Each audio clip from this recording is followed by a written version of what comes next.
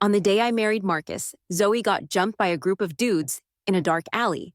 Afterward, Marcus grabbed her and blamed me, saying, "Lily, it's your fault she's like this." From that point forward, his heart completely shifted towards someone else. Later, when I was murdered and barely holding on, I made one last call to Marcus. He impatiently hung up on me, saying, "Can't you get it? Zoe's scared of thunder, and I can't leave right now." In this new life, I decided to go along with his wishes. I chose to leave quietly. When I was reborn, Zoe was pouring a bowl of boiling hot pot broth right onto my face. "You bitch, is it fun to mess with married men?" It was like she acted as Marcus's rightful wife. It was dinner time, and the hot pot place was packed, with lots of eyes on us. Oh, so she's the mistress, but that guy just called her his wife. Guess if you're good looking, you can have as many wives as you want. Ugh, mistresses deserve to die. Zoe smirked, giving me a victorious, teasing look. In my past life, she was always causing drama, making me uneasy wherever we went. If I hadn't known the truth before my death, maybe I'd have put up with it again. After all, she was assaulted and became mentally unstable, and Marcus and I shared undeniable responsibility for that. "Lily, you all right?"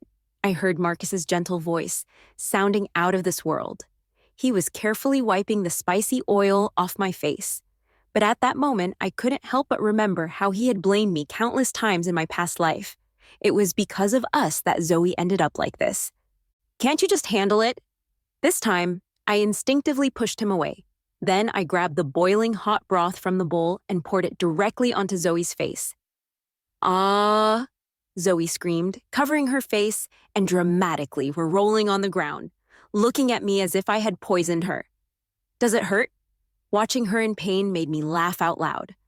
I slowly leaned closer to her, my voice dripping with hatred. "Zoe, you know what? I've wanted to do this for a long time." Marcus quickly helped Zoe up, his expression cold as he scolded me. "Lily, she's just a patient. Why are you making a scene?" "Patient?" I echoed sarcastically, glancing quietly at Marcus. Then I raised my hand and slapped him across the face. "I've wanted to do that to you for ages, too." The restaurant descended into chaos, and someone even pulled out their phone to snap pictures. I took my marriage certificate out of my bag and raised my voice so everyone could hear. "Marcus, I'm here today to file for divorce." Marcus looked at me in shock. I didn't want to say anything more, standing tall as I walked out of the hot pot restaurant, feeling numb. Marcus, Zoe, and I all grew up in the same orphanage and were practically inseparable, until Marcus was adopted by a family and we lost touch. Later, I met Marcus again in college, and we started dating. At that time, Zoe, who was studying abroad, heard the news and teased, "When you guys get married, you must ask me to be the maid of honor." Ta-da! I never thought she had feelings for Marcus too, until the wedding day, when my spare ring went missing. Zoe came back to my place to get the ring and was dragged into the alley by a few drunk drifters. When she was sent to the hospital, barely alive, she kept calling Marcus's name. The longer she called, the longer Marcus stayed silent.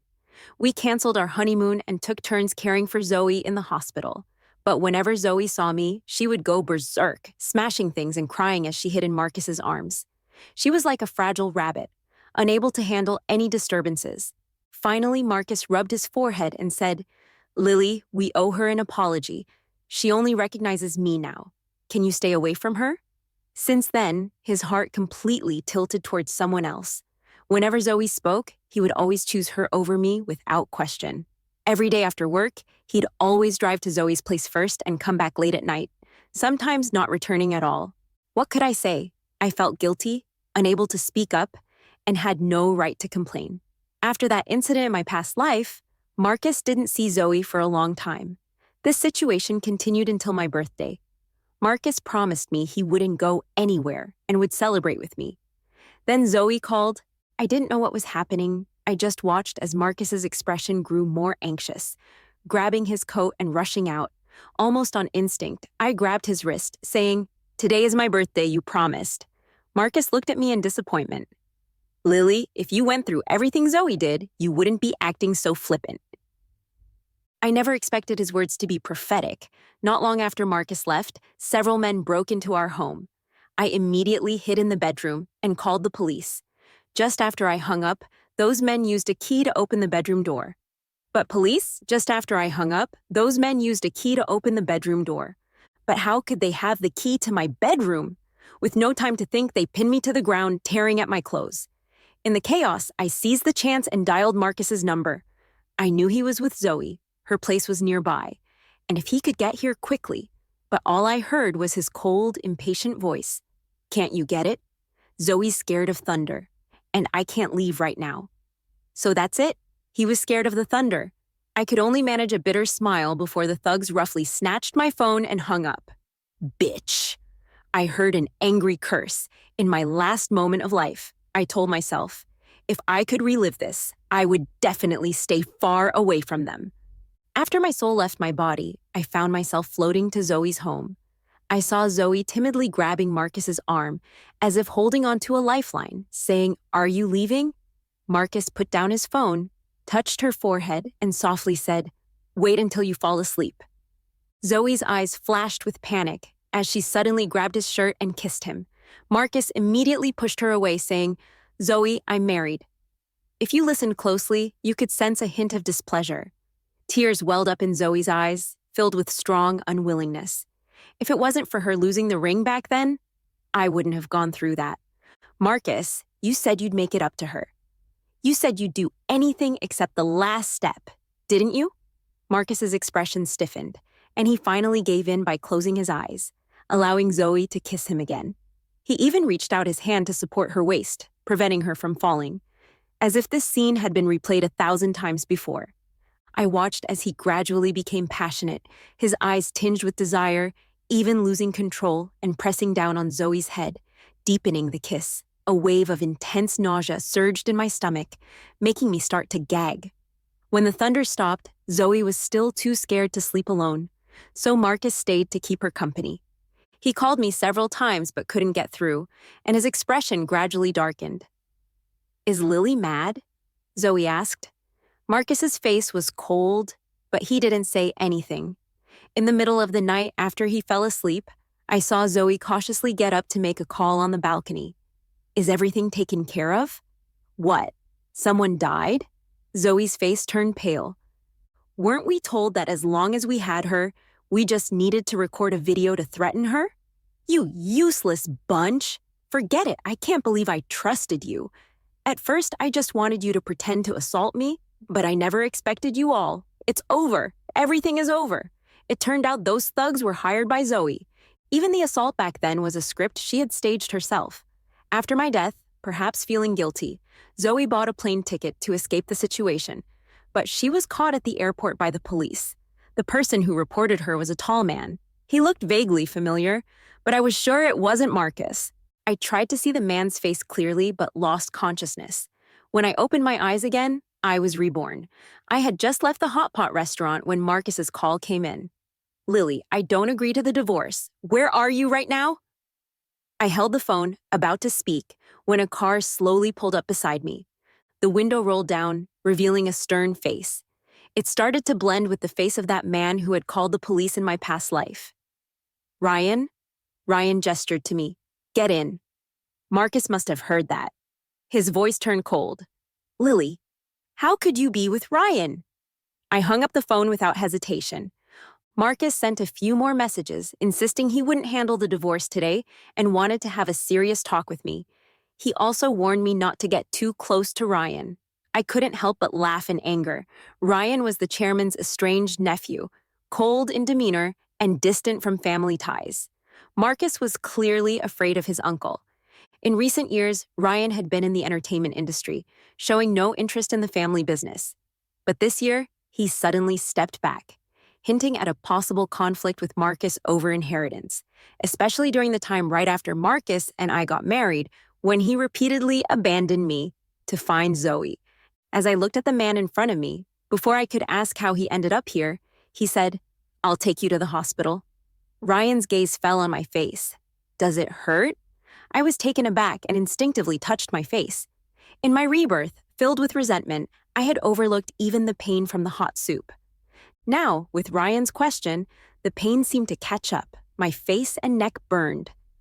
Thanks for your help. I opened the car door and got in. In this new life, my body was the priority, and with his kindness, there was no need to be overly sentimental. At the hospital, Ryan had the doctor perform a full checkup. Luckily, the hot pot soup hadn't burned me too badly, and I was mostly fine. After applying the ointment, I squinted at him. I saw Ryan standing by the window, on the phone. If you're busy, you can go back to the office. Thanks for bringing me to the hospital today. I remembered he rarely visited the family estate, and we hardly crossed paths. I was quite surprised by his sudden kindness. No problem. He hung up.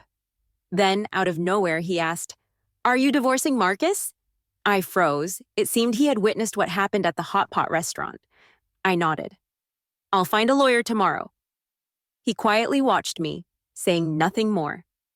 I suddenly felt uncomfortable under his gaze. "I'm a bit thirsty."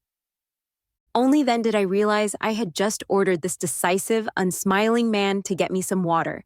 He glanced at me and actually went to get it. Standing at the hospital entrance, I was filled with mixed emotions. Just then, I ran into Marcus rushing over with Zoe in his arms. "Doctor." In that moment of eye contact, Marcus froze. I turned away, expressionless. After waiting in the hospital room for a while, Ryan still hadn't returned. Just as I was about to message him, I heard noise at the door. "Lily?" It was Marcus. "This afternoon, you splashed hot soup on Zoe at the restaurant. She thought she would be disfigured, got triggered, and rushed into the kitchen to cut her wrist with a knife. She's bleeding heavily now, but the hospital's blood supply is low. You have the same blood type. Can you help her?"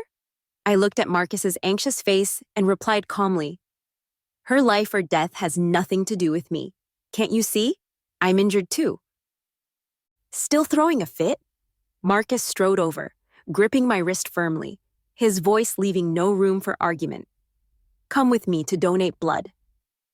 I had a cut on my wrist as well, just bandaged, and his sudden tug sent a sharp pain through me, making me gasp. But he didn't even notice. "Marcus, you have no right to force me into doing something I don't want to." Marcus's expression darkened. "Lily, do you really want me to spell it out for you? If you hadn't lost the ring back then, Zoe wouldn't have been in danger. Why would I need to take care of her? If you hadn't suddenly gone mad this afternoon, Zoe wouldn't have cut her wrist. People must take responsibility for their mistakes." Marcus looked at me coldly.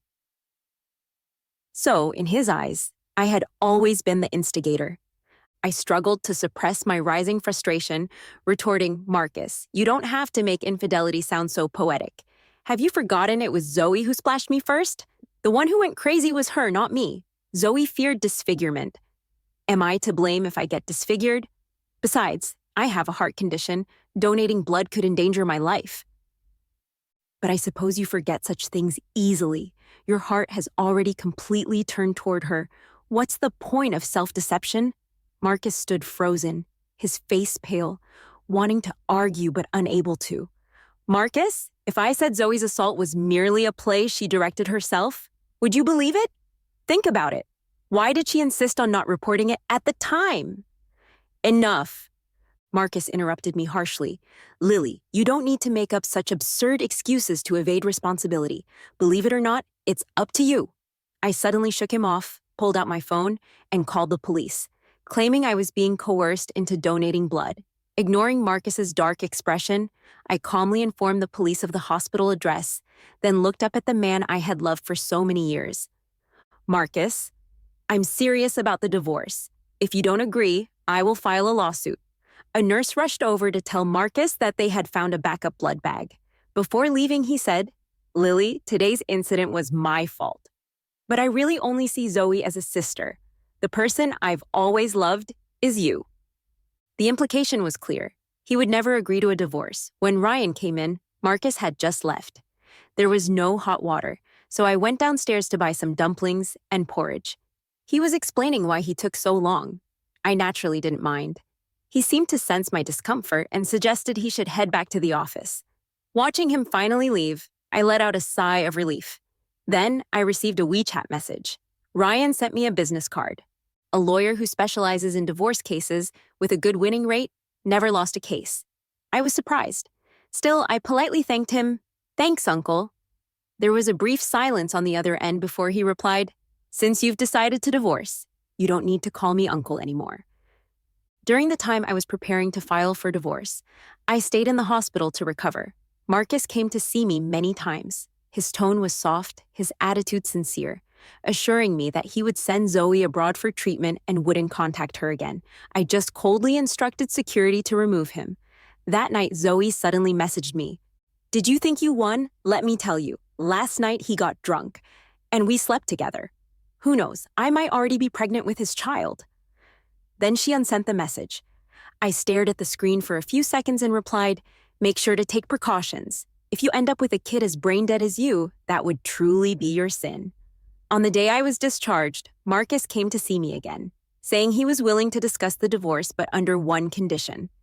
I had to attend his mother's birthday party. My mom has always liked you. She's not in great health lately and wants to see you. After the party, I'll talk to you. I agreed. Marcus's mom's party was lively, with relatives all around. Lily is getting prettier. If only I had such a diligent daughter-in-law. Amidst the relatives' compliments, I realized Marcus hadn't mentioned our plans to divorce to his family. Hey, is that Ryan? Doesn't he usually avoid these gatherings? Why is he here today? Right? He and Marcus have never gotten along. Maybe he's here to stir things up. What else could he do? Steal his wife? Haha. Just as I sipped my drink, I spotted Ryan, surrounded by admirers. He stood out in the crowd with his tall stature. When his gaze swept over me, it was utterly unruffled. I politely nodded at him, but he just stared at me silently, his expression unreadable, before coldly shifting his gaze away. What a strange guy. What was he mad about, Lily? A voice called out beside me. Marcus, dressed sharply, wore a gentle smile on his handsome face. He reached out his hand to me. Mom is waiting for you in the hall. Let's go. As soon as he finished speaking, a figure suddenly appeared and skillfully linked her arm through his. Marcus, I've been looking for you everywhere. It was Zoe. I was somewhat surprised that Marcus had brought her along. Did this mean his family acknowledged her? Marcus's smile faded as he quickly pulled Zoe's hand away, a hint of unease in his voice. Lily, don't get it twisted. I just smiled. Marcus, we're about to get divorced. Who you bring to a family dinner is your choice. Zoe's displeasure was evident on her face. I changed my tone. Just bringing an unrelated person really caught me off guard. Zoe's face turned pale. She stared at me, her gaze filled with hostility. When her eyes fell on the wine glass in my hand, she oddly smiled for a moment. Lily, I hope you have fun today. My instincts told me something was off. After exchanging pleasantries with Mom Jiang, I decided to find an excuse to leave quickly. Most likely, Marcus wouldn't talk to me about the divorce today. He just wanted to trick me into coming for his mom's birthday. On my way to the bathroom, a sudden wave of heat hit me, and I realized what Zoe had done. My legs went weak, and I stumbled against the wall. In my hazy state, a hand covered my mouth, and then I lost consciousness. I woke up in an unfamiliar room, my mouth taped shut and my hands and feet bound. I could faintly hear voices. I drugged her. When the time comes, you all go in and make sure to record it. Remember, I'll bring everyone to catch them in the act, so leave some marks on her. I struggled to open my eyes, seeing Zoe talking to several men at the door. Their faces were unmistakably the same as those men who had murdered me in my past life. This should happen years from now. Why was it happening so soon? And this was their family? Had Zoe lost her mind? When Zoe left, the men started arguing about something. Then I heard footsteps approaching from outside. Seizing the opportunity, I lifted a heavy ashtray and smashed it against the door. Bang! The dull sound of the door hitting drew the footsteps outside to a hesitant stop. What a damn bitch! My action clearly enraged the men, who came over cursing, just like in my past life. Before they could do anything, the door was slammed open. In the blur, I seemed to see Ryan's furious face. Ryan.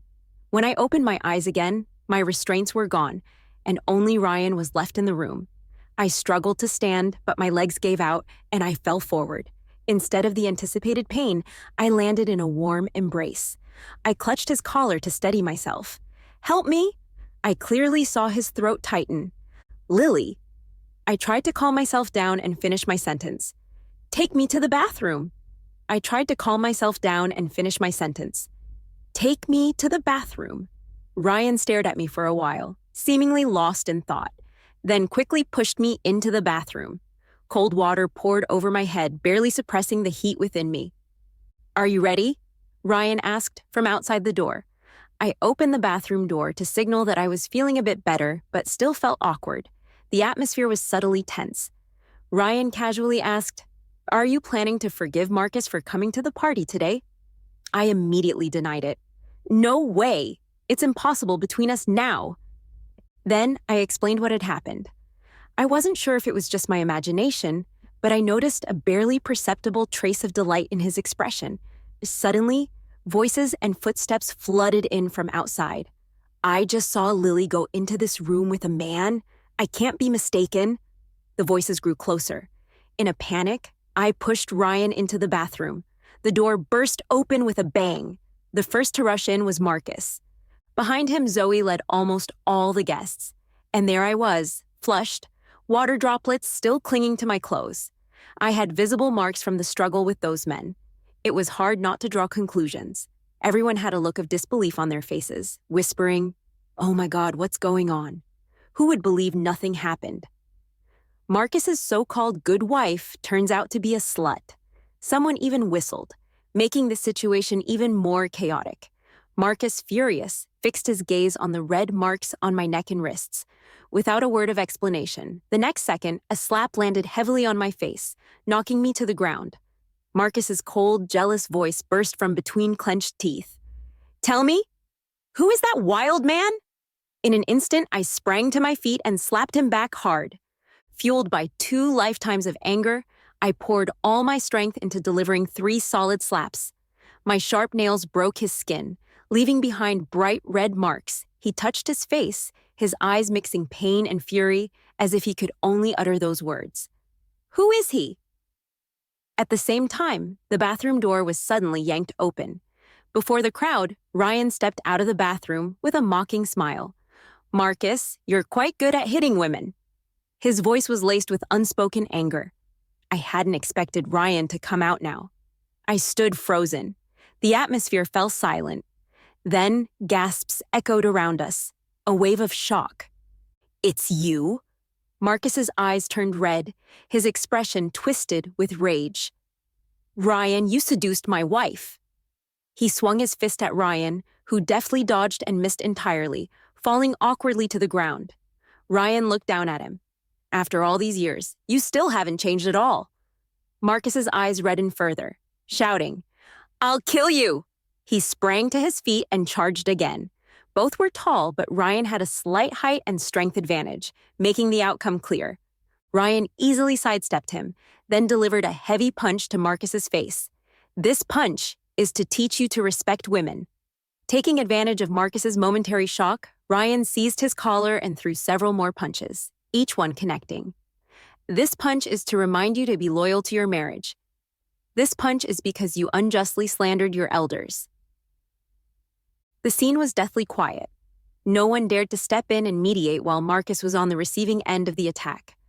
I don't know how long it lasted, but eventually Ryan stopped. He rubbed his wrist and met my gaze, as if to say, Are you feeling better now?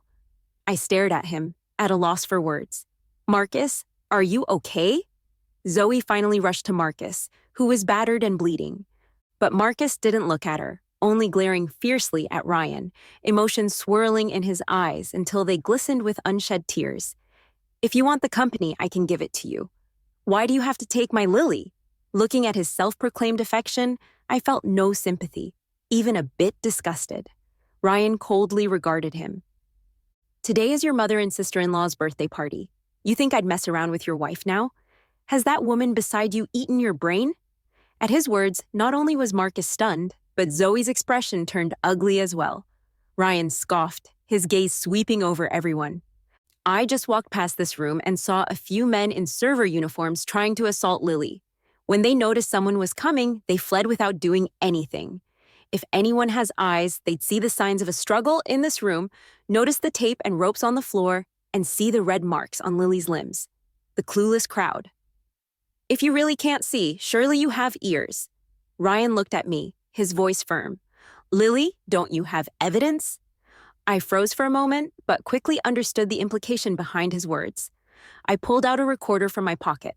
It wasn't hard to guess before going to the bathroom earlier I had taken the recorder out to prevent it from getting wet, and Ryan must have seen it. Yes, I had carried the recorder with me since I agreed to attend the party, just in case. When Zoe and those men conspired to frame me, I had recorded everything. It was indeed useful now. The moment Zoe saw the recorder, her face turned pale. She lunged forward to grab it, but Marcus held her arm tightly. What are you feeling guilty about? I watched her in fear with satisfaction, then hit play. In the next second, the recorder clearly echoed Zoe's cold voice. I drugged her, and you all need to record a video when you go after her. Remember, I'll bring everyone over to catch her in the act. Make sure to leave more marks on her to make her look like a slut. The room fell into an eerie silence. Zoe collapsed to the ground, tentatively reaching for Marcus's hand. Marcus? Slut. Marcus slapped her hard across the face, his fingers trembling. Marcus slapped her hard across the face, his fingers trembling. Yes, we were wrong back then. But do you hate Lily so much that you want someone to ruin her? I tried to compensate you as much as possible. What more do you want? He nearly shouted this out. Because I want you to love me. Love me the way you love Lily. Zoe's face was as white as paper, her expression spiraling into madness. You think I don't know? Every time you kiss me, you're thinking of her, aren't you? I can't accept it, Marcus. Why should we grow up together and you end up loving her? What do I have that's less than her? The room erupted in chaos. Did I just hear that wrong? Isn't this cheating? I suddenly felt grateful that Zoe had such a not-so-bright mind and said, I came to this party because Marcus promised me earlier that he would discuss divorce with me. We reached this point because he cheated with Zoe. But I didn't expect Zoe to drug me to trap me so we could get divorced sooner. If it weren't for Ryan's help, she might have really destroyed me. I lowered my gaze at the right moment, letting out a bitter smile. Disdain, mockery, and contempt flooded toward Zoe. A mistress is just a mistress, and her thoughts are quite venomous. To be fair, even though Ryan is only 3 years older than Marcus, he's stable and reliable. Plus, he's the chairman's son, which seems more fitting for taking over the company. That's true. By the way, have you called the police? This woman is really tarnishing my eyes by staying here. What about those guys? We can't let them escape. Just as I was about to speak, Ryan's deep voice came from behind. I just called the police. Those guys have already been caught. I looked up at him. Ryan gave me a reassuring look. Those men had tampered with the corridor surveillance, thinking they could escape by climbing over the rockery. But they didn't know that after a recent burglary, we had installed cameras outside the walls. The cameras captured their license plate numbers. I just received news that the police have already apprehended them. Upon hearing this, Zoe, surprisingly more agitated than before, fainted outright. When she woke up, the police had also arrived. According to the confessions of those men, they identified Zoe as the mastermind behind this planned rape case. The police uncovered another matter. Zoe had staged her own assault back then. As the police took her away, Zoe screamed hoarsely. I'm a victim too. I hired them back then, but they went back on their word and really assaulted me. So I hate Lily. If it weren't for her, how could I have gone through this? I swear I will take revenge on her and let her experience the pain I went through. Marcus, only you can save me. I love you so much. Everything I've done is for you. At the moment the truth hit him, Marcus looked like he had been struck by lightning, frozen in shock. After a long time, he slowly turned to me, stiffly. Lily. I looked calmly at his pale face, watching the pain and helplessness overflow in his eyes. He was crying. It was as if countless words were stuck in his throat, unable to make a sound, finally turning into endless regret with his reddened eyes. Suddenly, I recalled something that happened in the orphanage. On my 8th birthday, I desperately wanted a bottle of Coke. At that time, Marcus suddenly went missing, and the orphanage director searched for a long time without finding him, almost calling the police. When he finally returned, he was covered in injuries.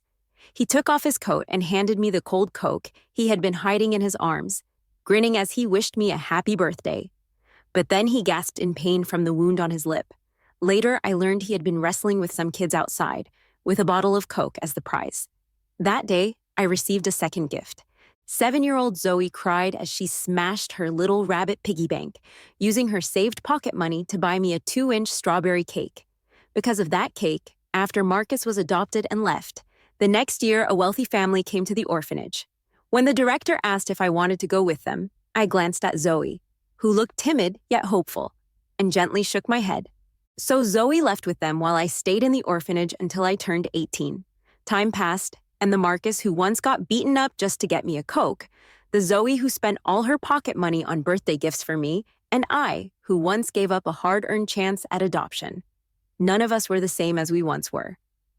Finally, I said to Marcus, "Perhaps at first you were trying to compensate Zoe, but gradually developing feelings for her isn't a lie. You don't have to deny it. There's no need to deny it.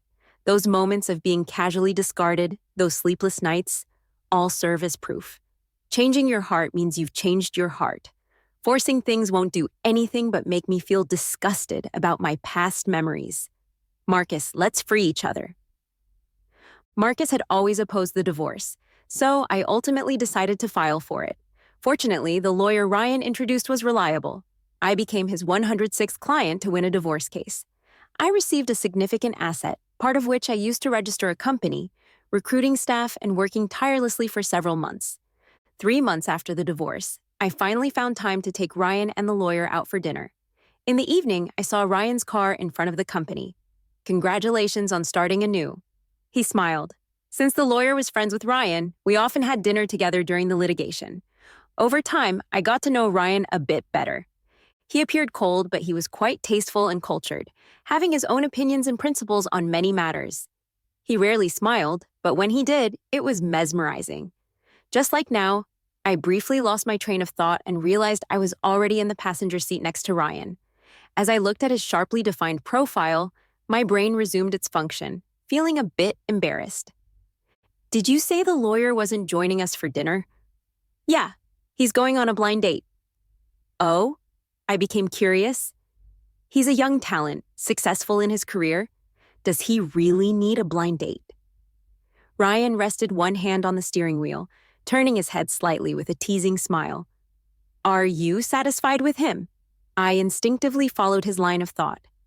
"Are you satisfied with him? He's good-looking. Any girl would be smitten. What about me?" His gaze was deep like a whirlpool, hiding unknown emotions. My heart inexplicably skipped a beat, and I stuttered. "What?" Ryan, however, looked away, unbuttoning 2 buttons on his shirt collar, revealing a line of elegant skin at his collarbone. "Nothing." After dinner, Ryan and I walked by the river. Stars twinkled on the water's surface, casting patches of light as a gentle breeze stirred the small boats. "Want to take a boat ride?" Ryan suddenly suggested. I hadn't been on a boat in a long time, so I agreed. But the moment we both got on the boat, I sensed the atmosphere had become a bit delicate. I couldn't pinpoint what was off, but it just felt different. Ryan sat across from me, his long legs casually crossed, his posture relaxed yet elegant. Even in such an environment, he looked like a nobleman, stepped out from a medieval European mural.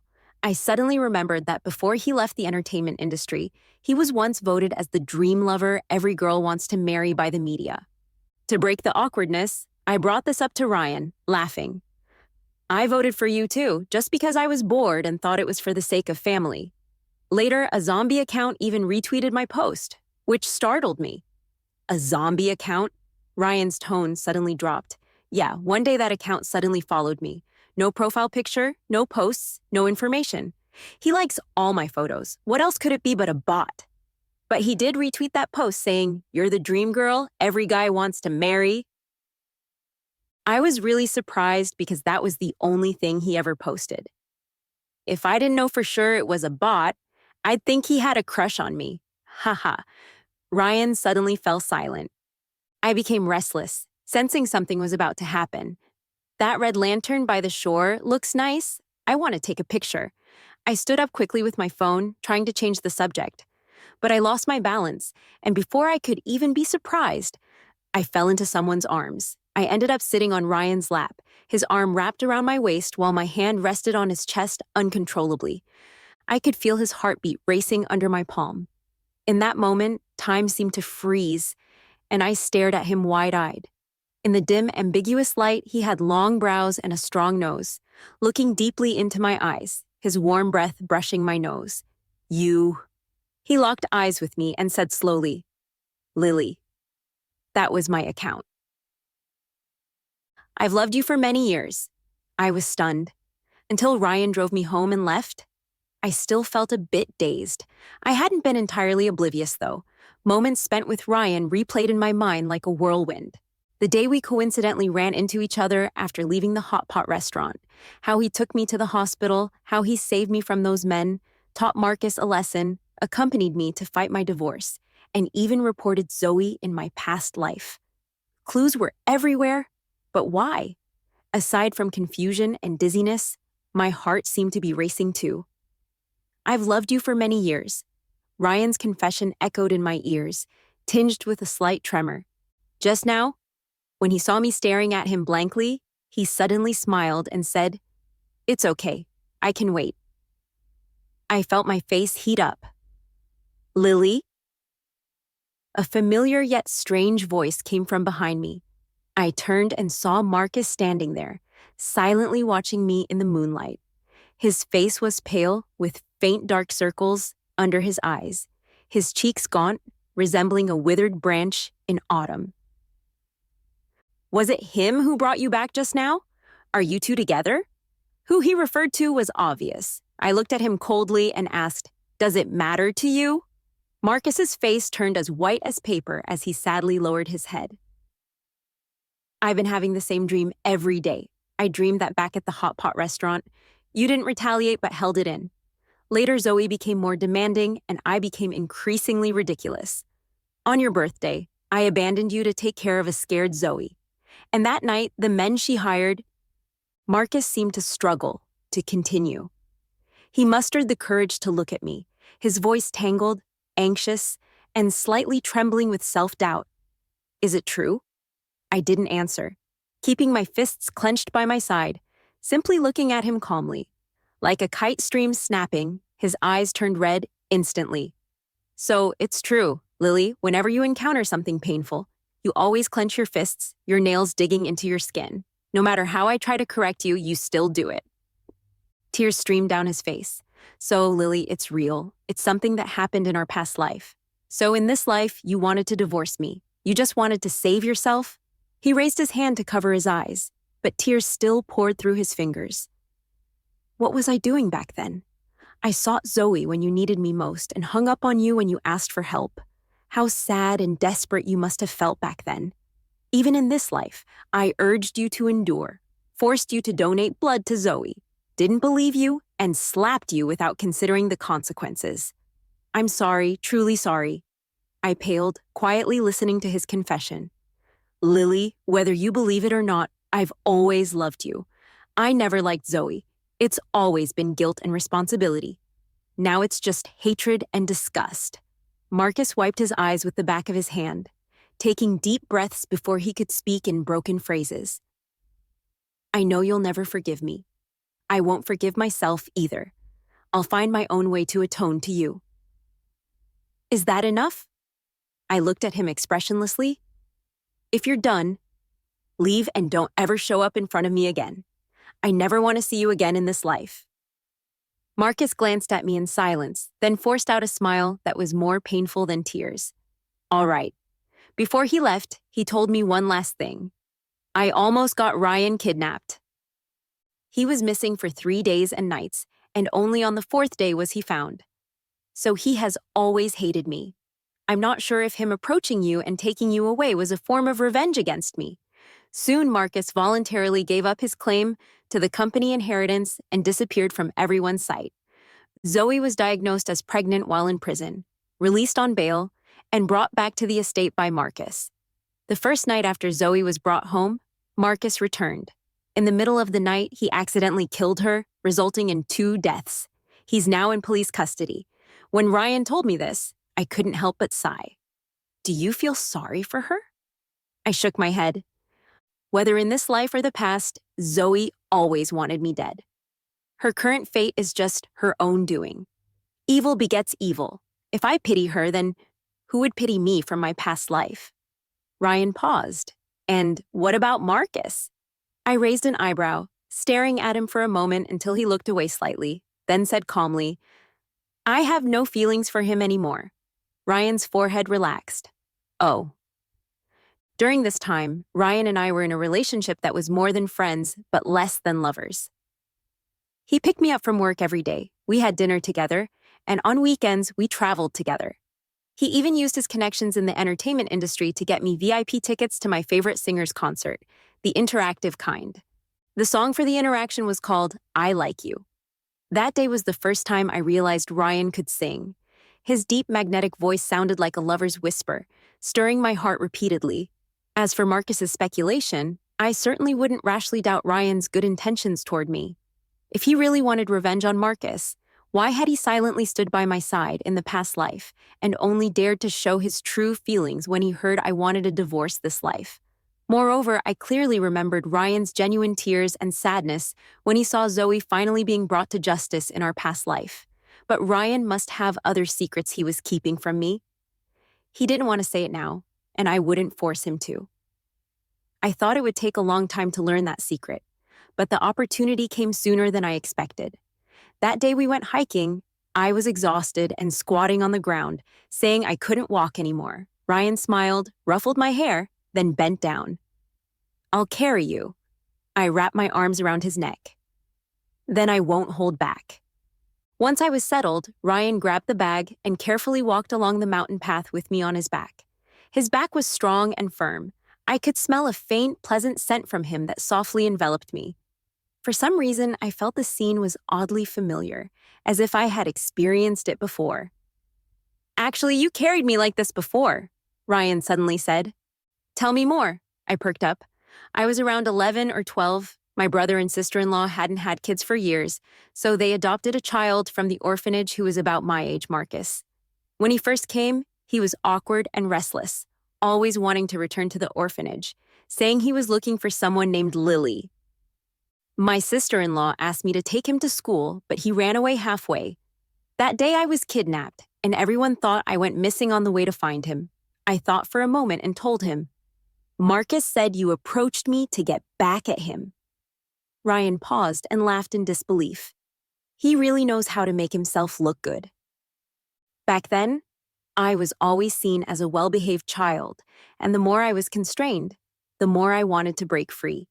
After I confirmed he had returned to the orphanage, I went to an internet cafe for the first time.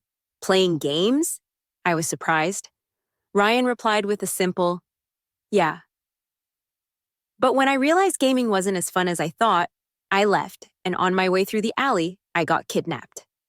They took me to a house on the mountain, and a little girl brought me meals. She had a tiny face and slightly curly hair. As distant memories flooded my mind, I cautiously asked, were you really that dark back then? Ryan chuckled, unable to hold back his laughter. At that time, they smeared me with several layers of potash to disguise me. I was surprised, then it clicked. That old lady on the mountain often came to the orphanage to see me. During that time, she fell ill, and I temporarily moved in to take care of her. But I knew she had a son who loved to gamble, and he likely wanted to kidnap Ryan for ransom. However, I really couldn't remember the details clearly. What happened next? Later. Ryan suddenly smiled. I told you that day was my birthday and asked if you could take me down the mountain. I promised to treat you to cake. You happily agreed and asked if we could have strawberry flavor. You even asked if you could have an extra bottle of Coke. I froze for a moment and then smiled too. I had been hurt in the leg by them and couldn't walk down alone. You helped me halfway down the mountain and then carried me the rest of the way. To be honest, I've never seen a girl so determined for cake and Coke. You were so exhausted that sweat was dripping down your forehead. Your legs were shaking, but you still gritted your teeth and managed to carry me down. As he spoke, Ryan paused, his tone suddenly turning a bit apologetic. After we got down, I wanted to keep my promise and buy the cake, but I saw those people coming after us, so I had to hide. I saw them frantically burning your arm with cigarette butts. It must have hurt a lot, but you didn't say a word. I hurried to find a waiter to call the police, but when I came out to look for you, you were already gone. I unconsciously looked at my exposed arms. Sure enough, there was a faint scar on the inside of one. After that, I kept trying to find you. To let you see me, I gave up my inheritance and chose to enter the entertainment industry, working hard step by step until I finally reached the top, the most visible position. All these years, it felt like finding you was my life goal. I thought my life would only be complete once I achieved it. But when we finally met again, it was at your wedding with Marcus. That was the first time I experienced heartbreak. It was then that I realized my obsession with you had turned into affection, into love. But I had to choose to stay away and watch you from a distance. Later, when Marcus was unfaithful to you, I was furious but felt powerless. I could only step back from the entertainment industry and remind him, through a property dispute, that he shouldn't give me any leverage, hoping he'd treat you better. And then, you initiated the divorce. Lily, although it's somewhat unethical, I was quite happy. As he said this, Ryan's voice became low, with a light-hearted tone that made it clear he was genuinely happy. I felt my face flush and my heart settled on a decision I had long hesitated over. In this new life, all I wanted was to live well. If someone genuinely and passionately liked me consistently, then I'd like him too. So why not give it a try? Finally reaching the foot of the mountain, Ryan said, "Lily, I still owe you a strawberry cake and a bottle of Coke."